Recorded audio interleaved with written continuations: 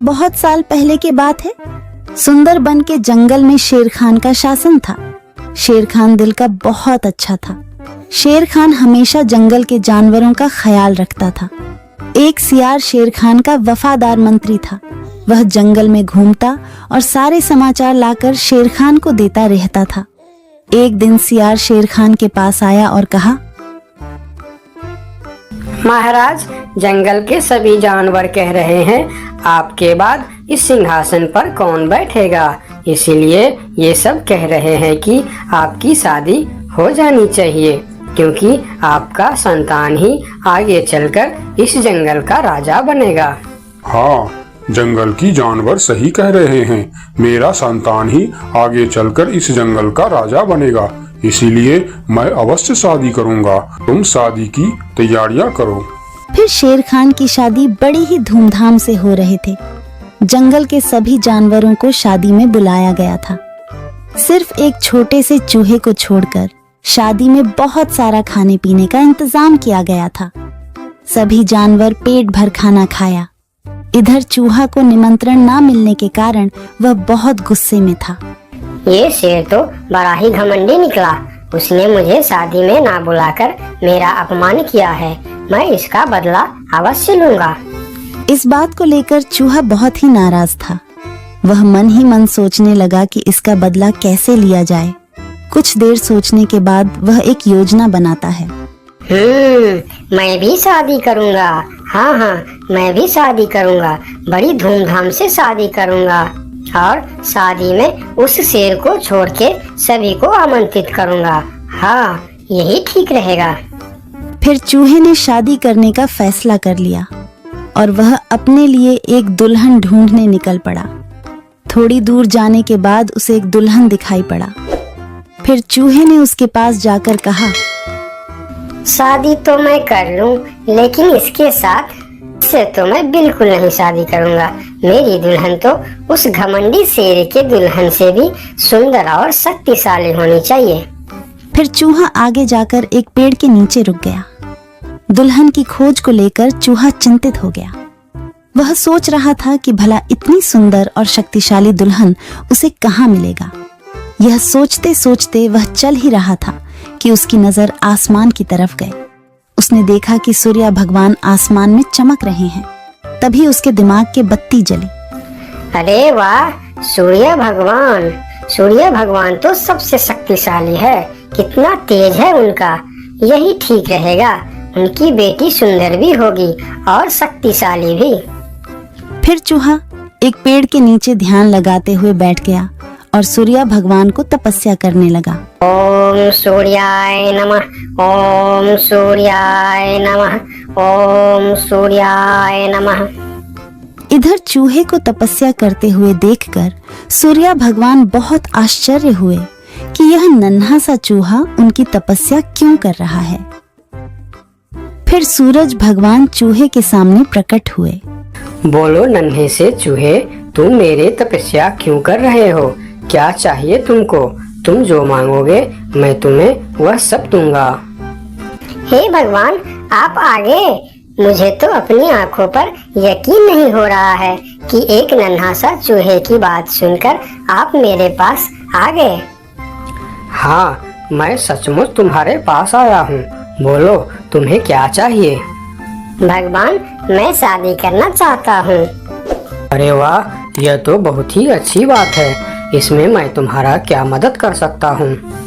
मैंने यह प्रण किया है भगवान कि जो दुनिया में सबसे ज्यादा शक्तिशाली होगा मैं उसके बेटी से ही शादी करूँगा और आप इस दुनिया में सबसे शक्तिशाली हो। इसीलिए मैं आपकी बेटी से शादी करना चाहता हूँ। चूहे की बात सुनकर सूर्य भगवान सोच में पड़ जाते हैं कि मैं इस छोटी सी चूहे के साथ अपनी बेटी का शादी कैसे कर सकता हूँ। और फिर उन्होंने मन ही मन सोचने लगे, यह चूहा तो बिल्कुल पागल लग रहा है। इससे भला मैं अपनी बेटी की शादी कैसे करवा सकता हूँ? कुछ भी करके मुझे इससे छुटकारा पाना ही होगा, मगर कैसे? मुझे जल्दी कुछ करना पड़ेगा। तभी उनके मन में एक ख्याल आया और उन्होंने चूहे से कहा, अरे यह तो बहुत ही अच्छी बात है। कि तुम मेरी बेटी से शादी करना चाहते हो। मुझे अपनी बेटी के लिए तुमसे अच्छा वर और कहाँ मिलेगा। सूर्य भगवान का बात सुनकर चूहा मन ही मन बहुत खुश हो गया और उसके मन में लड्डू फूटने लगे। तभी सूर्य भगवान बोलते हैं, लेकिन एक समस्या है, मैं दुनिया का सबसे शक्तिशाली नहीं हूँ और तुमने प्रण किया है कि जो दुनिया में सबसे ज्यादा शक्तिशाली होगा तुम उसी के बेटी से शादी करोगे। अगर तुमने मेरी बेटी से शादी की तो तुम्हारा प्रण टूट जाएगा। हे भगवान, ये आप क्या बोल रहे हो? आपसे भी शक्तिशाली? आपसे शक्तिशाली भला इस दुनिया में और कौन हो सकता है? मुझसे शक्तिशाली तो वह बादल है जो अपने परछाई से मुझे भी ढक देता है। यह सुनकर चूहा आसमान की तरफ बादल को देखने लगा और बोला, अगर बादल आपसे भी ज्यादा शक्तिशाली है तो मैं फिर उसकी बेटी से ही शादी करूंगी। आप उसे नीचे बुलाइए। फिर सूर्य भगवान ने बादल को नीचे बुलाया और बादल उनकी बात मानकर धीरे धीरे नीचे आया। बादल जी, मैं आपकी बेटी से शादी करना चाहता हूँ क्योंकि आप दुनिया के सबसे शक्तिशाली हो। मैं अपने आप को बहुत बड़ा भाग्यमानी समझूंगा अगर आपकी विवाह मेरी बेटी से हुई, लेकिन मैं दुनिया का सबसे शक्तिशाली नहीं हूँ। मुझसे शक्तिशाली तो हवा है जो हमें भी उड़ाकर दूर चला जाता है। अच्छा, तो यह बात है। ठीक है, फिर मैं हवा की बेटी से ही शादी करना चाहता हूँ। आप हवा को बुलाइए। फिर बादल ने हवा को बुलाया और हवा धीरे धीरे करके नीचे आया। फिर चूहा ने अपनी विवाह का प्रस्ताव हवा को बताया। फिर हवा मुस्कुराते हुए बोली, मुझे बहुत अच्छा लगेगा अगर मेरी बेटी की विवाह आपके साथ होता है, लेकिन मैं दुनिया का सबसे शक्तिशाली नहीं हूँ।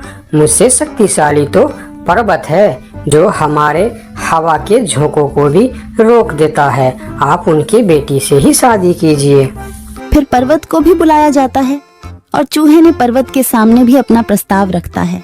पर्वत जी, आप दुनिया का सबसे शक्तिशाली है और मैं आपकी बेटी से शादी करना चाहता हूँ। क्या आपको कोई ऐतराज है? मुझे भला क्या ऐतराज हो सकता है? आप मेरी बेटी से विवाह करना चाहते हैं, यह बहुत ही अच्छी बात है, लेकिन मैं भी दुनिया का सबसे शक्तिशाली नहीं हूँ। ये आप क्या कह रहे हैं? मैं यकीन नहीं कर सकता कि आपसे शक्तिशाली भी दुनिया में और कोई होगा। हाँ है, मेरे शिखर पर एक मोटा सा चूहा रहता है। वह मुझे रोज कुतर कुतर के वहाँ एक बड़ा सा सुरंग बना लिया है और उसमें अपने बच्चों और परिवार के साथ रहता है। वह मुझसे भी शक्तिशाली है। आप उसी के बेटी से क्यों नहीं शादी कर लेते? अगर ऐसी बात है तो फिर आप मुझे ले चलो उसके पास। मैं उसके बेटी से ही शादी करना चाहता हूँ। फिर सब मिलकर उस मोटे चूहे के पास जाता है और उसके पास उस नन्हा सा चूहा का शादी का प्रस्ताव रखता है। फिर जब नन्हा चूहा उस मोटे चूहा की बेटी को देखते हैं तो वह उसे बहुत पसंद आता है और फिर उन दोनों का शादी बहुत ही धूमधाम से होता है। नन्हे चूहे ने जंगल की सारे जानवरों को निमंत्रण दिया, लेकिन शेर से बदला लेने के लिए उसने उनको निमंत्रण नहीं भेजा। जब शेर खान को इस बात की खबर होती है तो शेर खान बहुत ही गुस्सा हो जाता है और अगले दिन सियार को उस चूहे के पास भेजता है और बोलता है, उस चूहे को कल मेरी दरबार में हाजिर करो। अगले दिन सियार उस चूहे को बुलाने के लिए उसके घर पर जाता है। अरे चूहा भाई, तुमको शेर खान ने याद किया है, जल्दी चलो। चूहा सियार के साथ शेर खान के दरबार में जाता है। उसे देखते ही शेर खान चिल्लाकर बोलते हैं, चूहे चूहे, तुम्हारी इतनी बड़ी दुस्साहस! तुमने अपनी शादी में जंगल की सभी पक्षी और जानवरों को निमंत्रण दिया और तुमने मुझे बुलाना सही नहीं समझा। मैं इस जंगल का राजा हूँ और सबसे शक्तिशाली भी। अगर मैं चाहूँ तो तुमको एक झटके में खत्म कर सकता हूँ। मुझे माफ कर दीजिए महाराज, जब आपने अपनी शादी में पूरे जंगल को निमंत्रण दी और मुझे नहीं दी तब मुझे भी ऐसे ही दुख हुआ था। यही एहसास दिलाने के लिए मैंने आपको निमंत्रण नहीं दिया। मुझे माफ कर दीजिए। क्यों रे सियार, तूने ऐसा क्यों किया? मैंने तो तुमको बोल दिया था कि जंगल के कोई भी पशु पक्षी छूटनी नहीं चाहिए। फिर तुमने इस चूहे को निमंत्रण क्यों नहीं दिया? मुझे माफ कर दीजिए महाराज, गलती हो गई। मैंने सोचा यह छोटा सा जीव, इसको क्या निमंत्रण देने का, इसलिए मैंने इसे छोड़ दिया था। मुझे आप माफ कर दीजिए। ठीक है, अगले बार से ध्यान रखना। मेरे लिए जंगल का हर जीव एक जैसा है।